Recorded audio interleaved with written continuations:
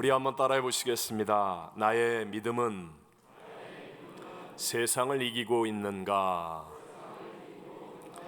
고난주간 특세와 부활주일 예배를 하나님의 베푸신 큰 은혜 가운데 지났습니다.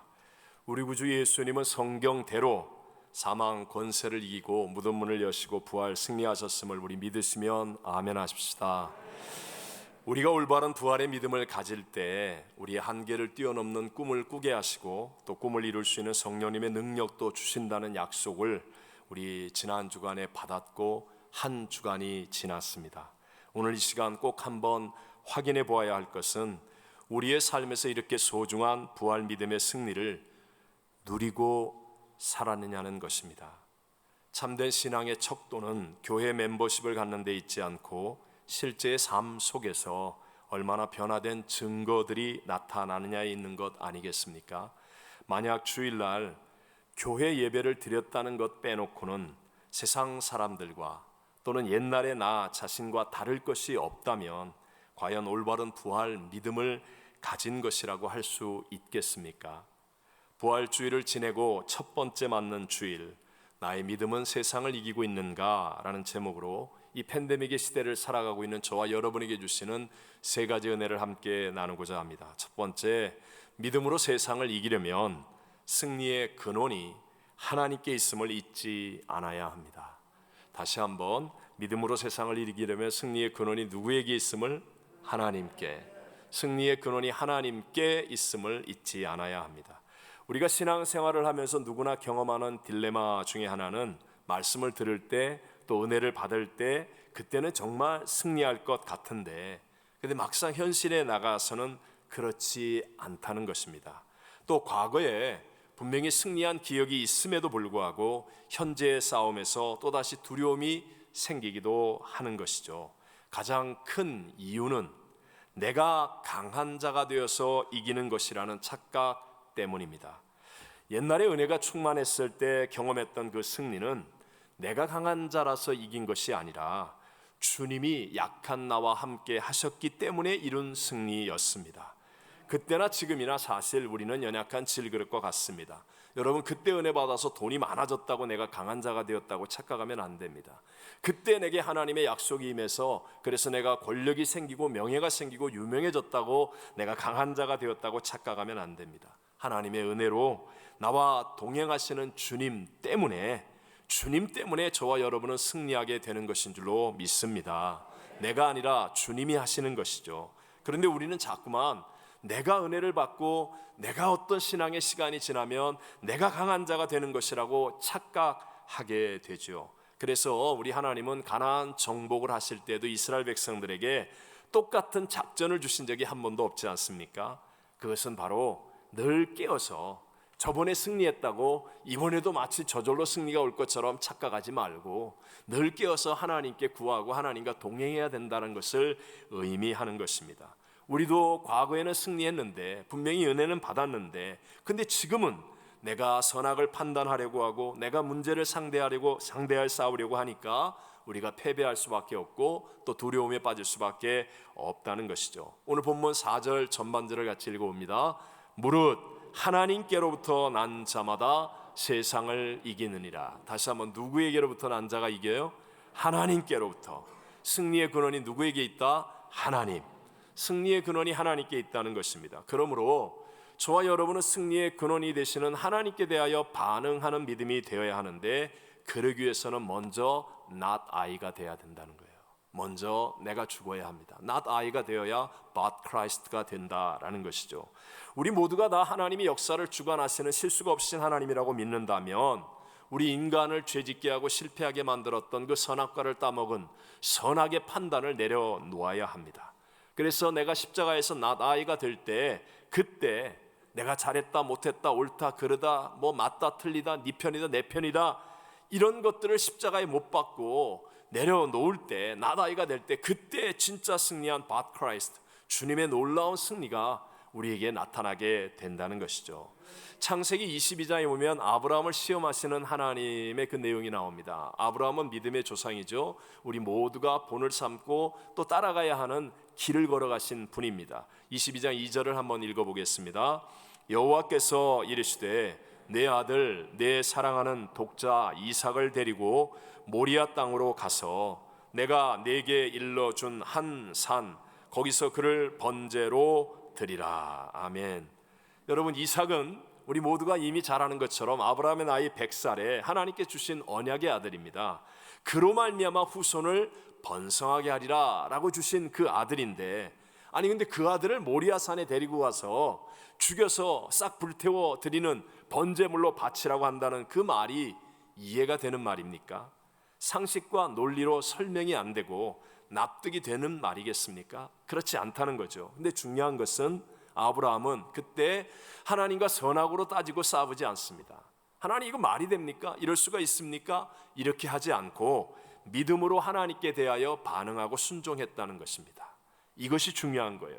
그러니까 하나님께서 어떤 것도 합력하여 선을 이루신 하나님이 여호와 이레가 되시고 아브라함이 믿음의 조상으로 승리할 수 있도록 인도해 주시는 것입니다. 요셉에게 놀라운 꿈을 주신 분은 하나님이십니다. 하나님께서 꿈을 주셨는데, 그런데 졸지에 형제들에게 팔려 애굽의 노예가 되고 또 억울하게 누명을 쓰고 감옥에도 들어갑니다. 이게 여러분 이성과 상식으로 납득이 되는 일입니까? 하나님이 나를 인도하신다고 그러고 나에게 꿈을 주셨는데, 그럴 때 요셉은 선악으로 씨름하지 않습니다. 그리고 하나님께 대하여 반응하고 노예 생활을 하든지 감옥 안에 있든지 하나님과 함께하여 동행함으로 형통한 자가 되어진다. 그러니까 결국 노예 생활을 할 때도 하나님의 역사로 형통함이 나타나고, 감옥 안에 억울하게 누명 쓰고 있는데도 불구하고 하나님과 함께하여 형통함이 나타나고, 선악과 싸우지 않으니까, 그러니까 결국은 가족을 살리고 민족을 살리고 애굽을 살리고 열방을 살리는 믿음의 승리자, 세상을 이기는 믿음의 증인으로 우뚝 서게 된 줄로 믿습니다.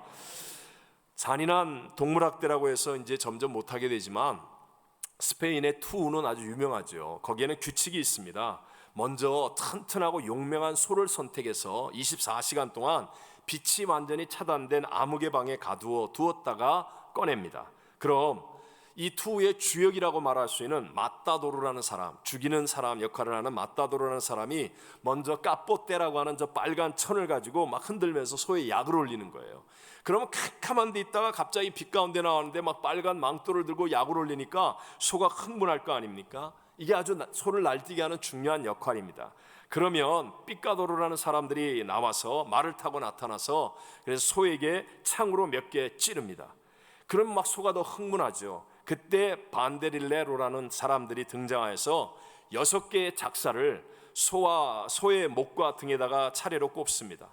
그래서 소가 막 날뛰게 될 때 이제 주인공 마따도르가 딱 나와가지고 20분 동안 최고의 흥분을 만듭니다. 관중과 소의 흥분을 만든 다음에 저 칼로 소의 목에서부터 심장까지 찔러 죽임으로 투우가 끝납니다. 상식적으로 저것은요, 인간이 이기게 되어 있습니다. 투장에 나가는 소는 아무리 용맹해도 죽을 수밖에 없다는 거죠. 그런데 소가 안 죽는 방법이 하나 있습니다. 그것은요, 아무리 약을 올려도 계속 묵상하는 거예요. 큐티하는 거예요. 그리고 기도하는 거예요. 약을 올려도 반응을 안 하는 거예요. 이렇게 30-40분이 지나면 그러면 투우사의 패배가 되어버리고 맙니다. 저는 굉장히 중요한 원리라고 생각해요. 제가 남미에 사역할 때 한국 분들은 봉제업을 많이 하셨습니다. 한 집사님이 계셨는데 조용한 분이셨지만 부모님으로부터 물려받은 꽤 큰 공장을 아주 성실한 믿음으로 열심히 운영하시는 분이셨습니다. 그런데 거래처의 현지인들 가운데 종종 이 갑질이라는 것을 할 때가 있는데요. 이분도 본인 제품의 약 50% 정도를 납품하는 그런 큰 거래처의 담당 부서의 최고 이 간부가 새로 임명이 됐어요. 근데 이 사람이 뇌물을 달라는 뜻인지 모르지만 막 갑질을 하는 거예요. 시비를 거는 거예요. 그러나 결국 주일날 납품을 해라. 근데 이분은 정말 신실한 믿음이에요. 자기가 월요일이나 토요일날 정말 납품을 잘하겠다. 아무리 얘기를 해도 그런 물건을 넣지 말라. 이렇게 된 거예요. 이 집사님과 부인 권사님이 성실한 믿음으로 주일을 성수했는데 믿음을 포기할 수가 없었습니다. 주변 사람들은 막 변호사를 사서 싸우라고 그러고 뭐 이런 방법 저런 방법 막 얘기를 했지만 이 두 분은 조용히 새벽 기도를 선택했습니다. 그리고 작정하고 하나님께 매달렸습니다. 사실 1년이 넘도록 새벽기도 하셨어요. 그러면서 열심히 뛰어서 나름대로 다른 거래처들을 많이 이렇게 만들긴 했지만 그럼에도 불구하고 워낙 큰 거래처였기 때문에 참 힘든 시간을 보냈습니다. 그러던 어느 날 그 거래처의 회장이 직접 찾아왔어요. 큰 백화점을 여러 개 하는 회장이 직접 찾아와서 당신의 물건이 안 들어오는 것을 자기는 몰랐다고 사과를 하면서요, 그 간부가 해고되었으니까 이전보다 훨씬 더 좋은 조건으로 계약을 다시 하자. 그래가지고 놀라운 회복이 일어났어요. 그럴 뿐만 아니라 그동안 열심히 발로 뛰면서 만들었던 새롭게 생겨난 거래처 계속 납품을 하게 되어서 이분 진짜 공장과 사업장이 정말 한순간에 엄청난 성장을 이루는 그런 계기를 만났습니다. 여러분, 하나님께 대하여 반응하는 것, 문제와 씨름하지 않고 선악으로 고민하지 않고 하나님께 대하여 반응하는 것은 패배가 아닙니다. 어떤 것도 합력하여 선을 이루신 하나님의 승리를 가져오게 될 줄로 믿습니다. 이스라엘을 이끌었던 민족의 지도자 모세도 지면에서 가장 온유한 사람이라고 얘기하잖아요. 구스 여자를 취했다가 형 아론과 누나 미리암이 막 대들고 난리가 났어요. 문제와 싸우는 거예요. 그런데 모세는 온유하여 문제와 싸우지 않고 하나님 앞에 엎드립니다. 여러분, 여기에서의 온유가 무엇이죠? 어떤 부당한 일을 당하는 때라 할지라도 하나님이 분노하실 때까지 자기는 분노하지 않는 것, 하나님이 역사하실 때까지 자기는 어떤 말도 하지 않는 것, 하나님보다 앞서지 않는 이것이 온유예요. 그러니까 하나님만을 쳐다보는 거예요. 하나님만을.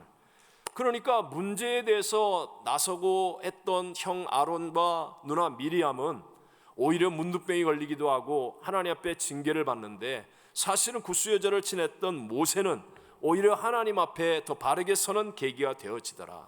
이것이 하나님께 반응하는 승리의 근원이 하나님께 있음을 아는 참된 믿음의 승리의 결말이라는 것입니다. 원수마귀는 지금도 언제나 불공평, 억울함, 문제, 이런 것들을 가지고 자꾸 우리 약을 올리죠.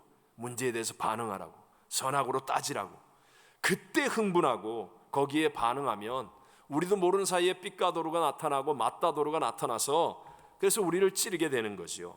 하지만 나 옛사람이 십자가에서 죽었음을 선포하고 나 die, 그러면 but Christ, 우리 주님께 반응하는 사람이 되어지면 그는 반드시 승리하는, 세상을 이기는 역전이 우리에게도 이루어지게 될 줄로 믿습니다. 두 번째로, 세상을 이기는 믿음으로 세상을 이기려면 예수께서 하나님의 아들이심을 믿어야 합니다. 자, 다시 한번, 예수께서 누구라고요? 하나님의 아들이심을 믿어야 한다라는 것입니다. 오늘 본문의 4절 후반절과 5절을 다시 한번 우리 천천히 읽어보겠습니다. 세상을 이기는 승리는 이것이니 우리의 믿음이니라. 예수께서 하나님의 아들이심을 믿는 자가 아니면 세상을 이기는 자가 누구냐? 분명하게 성경은 세상을 이기는 승리는 우리의 믿음인데, 그 믿음은 예수께서 하나님의 아들이심을 믿는 자가 바로 세상을 이기는 자가 된다라고 말씀하고 있습니다. 자, 여러분, 우리가 다 잘 아는 예수님께서 행하신 오병이의 기적은 마태마가 누가 요한 사복음서에 유일하게 기록된 기적 아닙니까? 바로 주님께서 이런 놀라운 기적을 행하신 이유는 예수님이 구약 성경에 나오는 그 오실 선지자요, 그리고 하나님이 보내신 메시아이심을 보여주기 위해서 행한 기적이었습니다.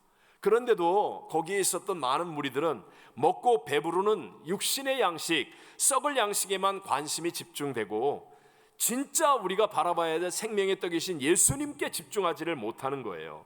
그래서 예수님은 썩을 양식을 위해 일하지 말고 영생을 주는 양식, 진짜 진리인 주를 위해서 일하라고 권면을 합니다. 그러자 그 말씀을 들은 무리들이 예수님께 묻습니다. 우리가 어떻게 하여야 하나님의 일을 하오리까? 무엇이 하나님의 일입니까? 라고 묻는 거예요.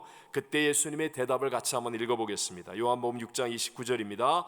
예수께서 대답하여 이르시되 하나님께서 보내신 이를 믿는 것이 하나님의 일이니라 하시니. 아멘. 하나님께서 보내신 이 예수 그리스도를 믿는 것이 하나님의 일이다 라고 말씀하고 있습니다. 무슨 의미일까요? 예수님은 길과 진리와 생명이십니다. 예수님은 십자가와 부활을 통하여 다 이뤘다 하시는 우리의 구세주이십니다. 예수님 안에 우리의 인생의 모든 해답이 다 들어있다는 사실입니다. 여러분, 이것을 믿게 되시기를 바랍니다. 반복하여 말씀드리지만 신앙생활을 한다는 것은요, 세상에서 문제가 없어진다는 것을 의미하지 않습니다. 우리 주님이 다시 재림하실 때까지 우리를 도둑질하고 죽이고 멸망시키려는 원수 마귀는 이 땅의 정사와 권세를 가지고 끊임없이 우리 성도들을 시험하여 무너뜨리고 사람들을 죄로 사로잡아서 영원한 멸망에 빠지게 하려고 우는 사자처럼 지금 막 덤벼들고 있습니다. 그래서 신앙생활 바르게 열심히 충성스럽게 하려고 하면 문제가 더 많이 생긴다고도 말할 수 있습니다. 그럼 우리가 어떻게 해야 하는 것입니까? 마치 공휴일 날 사람이 가득한 놀이공원에 온 아이가 부모의 손을 꼭 잡고 즐기는 것처럼 모든 문제의 해답이신 예수님과 함께하는 신앙이 되어 세상을 살아가야 한다는 것입니다. 여러분, 세상에 살면서 우리 모두는 문제를 만나고 문제는 생길 수밖에 없지만, 그러나 십자가에서 우리의 모든 죄를 사하시고 부활 승리하신 사망을 이기신 그 주님과 함께 동행하면 우리는 어떤 상황 속에서도 반드시 하나님이 주시는 승리를 체험하고 이기는 자가 될 줄로 믿습니다. 그래서 신약 성경을 시작하는 마태복음 1장에 보면 이 땅에 오신 예수님이 임마누엘, 우리와 함께 하시는 분이라는 말씀으로 시작합니다. 마태복음 1장 23절을 읽어봅니다. 보라, 처녀가 잉태하여 아들을 낳을 것이요 그의 이름은 임마누엘이라 하리라 하셨으니 이를 번역한즉 하나님이 우리와 함께 계시다 함이라. 그리고 그 마태복음의 마지막 끝장 끝절은 예수님이 함께 하심의 약속으로 끝이 납니다. 함께 28장 20절을 읽습니다. 내가 너희에게 분부한 모든 것을 가르쳐 지키게 하라. 볼지어다 내가 세상 끝날까지 너희와 항상 함께 있으리라 하시니라. 아멘. 지난 금요 예배 때 우리 간증이 너무 마음에 이렇게 잔잔하게 큰 은혜로 남습니다. 우리 이주원 집사님이 간증하셨는데요. 우리 집사님 아버님이 집과 가까운 양로병원에 계셔서 그래서 늘 이렇게 가족들이 함께 방문하여서 시간을 보냈는데, 우리 모두가 아는 것처럼 작년 3월부터 코로나로 양로병원 방문이 다 금지되었지 않았습니까? 그러던 중에 작년 10월에 아버지가 코로나 증상으로 병원에 입원하셨다가 회복이 되어서 퇴원을 하셨는데, 근데 일주일 후에 다시 더 큰 증상으로 입원을 하셨습니다. 그러니까 막 약 8개월 동안이나 아버지를 보지 못하고 이런저런 아픔 또 죄책감마저 드는 그때 우리 이주원 집사님은 매일 새벽 예배를 나와서 기도하시는 분이었는데, 그때도 정말 기도로 주님을 붙잡았어요.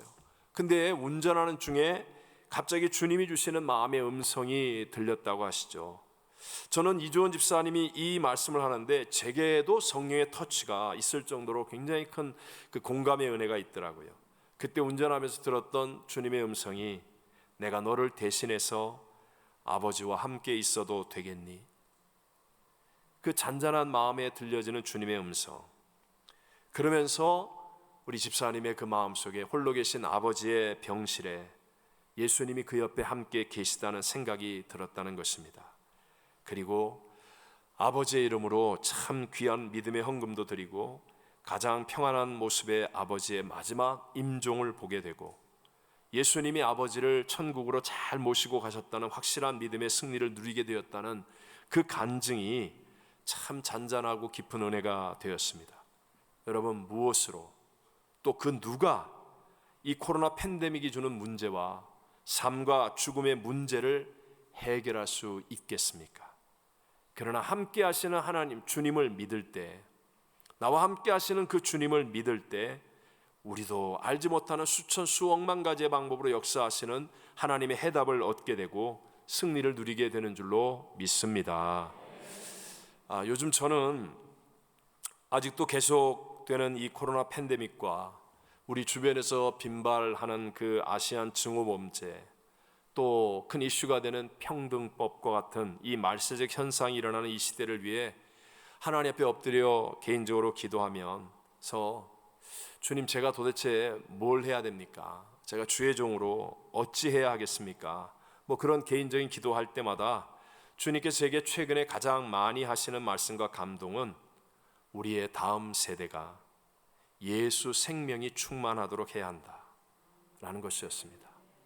우리의 다음 세대가, 우리가 이미 나서 이 많은 고난, 고생, 어려움 다 극복했는데 우리의 다음 세대에게 예수의 생명이 없다면 이게 헛고생이라는 거예요. 다음 세대에게 예수의 생명이 충만하게 해야 된다. 하나님의 더 큰 인물이 나올 더 큰 뜻이 있을 거라고 생각하면서요, 참 마음의 감동을 받습니다. 여러분, 우리의 인생의 문제의 해답은 예수님께 있습니다. 십자가와 부활의 예수님 안에 있는 그 모든 인생의 해답을 우리 모두가 체험하며 믿음으로 승리하는 삶을 살게 되시기를 바랍니다. 마지막 세 번째로, 믿음으로 세상을 이기려면 하나님을 기쁘시게 하는 삶을 살아야 합니다. 자, 하나님을 어떻게 하는 삶을 살라고요? 기쁘시게. 한 번 더 해봅시다. 하나님을 어떻게? 기쁘시게. 하나님을 기쁘시게 하는 삶. 오늘 본문은 분명히 믿음이 세상을 이긴다라고 말씀하는데요, 어떤 때 보면 믿음을 비인격적이고 추상적인 것으로 생각해서 뜬구름 잡듯이 그냥 믿습니다, 나 믿음이 있어, 이렇게 하고 때우는 그런 사람들도 종종 있습니다. 이런 믿음을 구체적이고 인격적으로 표현하면 그것이 바로 하나님을 기쁘시게 하는 것이라고 말할 수 있습니다. 우리 히브리서 11장 6절을 다 같이 한번 읽어보겠습니다. 믿음이 없이는 하나님을 기쁘시게 하지 못하나니 하나님께 나아가는 자는 반드시 그가 계신 것과 또한 그가 자기를 찾는 자들에게 상 주시는 이심을 믿어야 할지니라. 아멘. 믿음이 없이는 하나님을 기쁘시게 하지 못한다고 말합니다. 바꿔 얘기하면 믿음은 바로 하나님을 기쁘시게 하는 것이다 라는 것이죠. 학생이 선생님을 기쁘게 하면 공부도 열심히 하게 되고 또 선생님도 열심히 가르쳐서 그 학생은 훌륭한 사람이 될 것이고, 직장에서도 상사를 기쁘게 하면 다른 사람보다 인정을 받습니다. 그리고 자녀가 부모를 기쁘시게 하면 그것이 바로 효도입니다. 하물며 하나님을 기쁘시게 하면 전지전능하신 하나님께서 그 사람에게 어떻게 하시겠습니까? 그것이 바로 세상을 이기는 믿음이 되는 것임을 믿으시기 바랍니다. 여러분, 하나님을 기쁘시게 하는 삶이 되잖아요. 그러면 인생이 단순하고 가벼워집니다. 이리 할까 저리 할까 고민이 없어집니다. 제가 목회를 하면서요, 참 이렇게 은혜도 받고, 그런데 대부분 사람들이 발걸음을 못 내딛고 또는 열매를 맺지 못하는 이유는 생각이 많아서 그렇습니다. 하나님이 주신 말씀을 따라 행하려고 하다가 아유, 이렇게 하면 저 사람이 어떨까, 아유, 저 사람은 또 어떻게 될까, 이거는 어떻게 될까, 저거는 어떻게 될까, 되도 않는 인간의 얕은 머리를 가지고 잔머리 굴리다가 생각만 많이 하다가 하나님의 감동이 하나도 열매를 맺지 못합니다. 여러분, 정말 단순하고 가벼운 인생, 그것은요, 어떤 천인이 날 대적하고 만인이 날 핍박한다 할지라도 하나님을 기쁘시게 하는 길을 선택하는 자가 되시기를 바랍니다. 네? 그러면 아주 단순해요. 무슨 일이 있더라도, 어떤 상황이 생긴다 할지라도 하나님을 기쁘시게 하는 일이 무엇일까를 생각하고 그것을 선택해서 행하면 되는 거예요.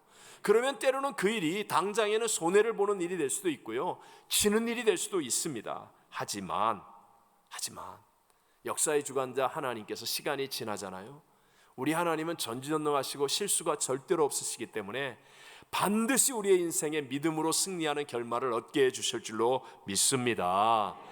나의 소원 성취를 위해서 하나님을 이용하려고 하는 잔머리 굴리는 얕은 신앙이 되지 마시고, 진짜 우리의 삶이 점핑하고 블랙스루가 만들어지고 정말 하나님이 주시는 열매가 무엇인지를 경험하는 삶이 되기 위해서는 여러분, 하나님을 기쁘시게 하는 그 일을 담대하게 선택하여 행하는 믿음이 되시기를 바랍니다. 네덜란드의 코리 텐 붐 여사는 유대인들을 도운 그 죄목으로 체포되어서 온 가족과 함께 나치 수용소에서 말할 수 없는 고난, 모욕, 고통을 당합니다. 사실 그의 가족과 언니 눈앞에서 다 죽고요. 그런데 그 이후에 살아난 이 고리 텐 붐 여사가 이제 믿음의 간증을 하다가 자기 누나를, 언니를 죽인 그 간수를 그 집회에서 만나죠. 그런데도 그리스도의 그 생명으로 용서합니다. 그런 용서를 통하여 전쟁의 상처가 가득했던 유럽을 치유하는 하나님의 문이 열리는 역할을 하죠. 뿐만 아니라 전 세계를 향해 시대를 일깨우는 정말 믿음의 거인으로 쓰임을 받습니다. 근데 이렇게 훌륭한 코리 텐붐 여사의 믿음은 본래 그녀의 아버지의 역량이었다고 간증을 합니다.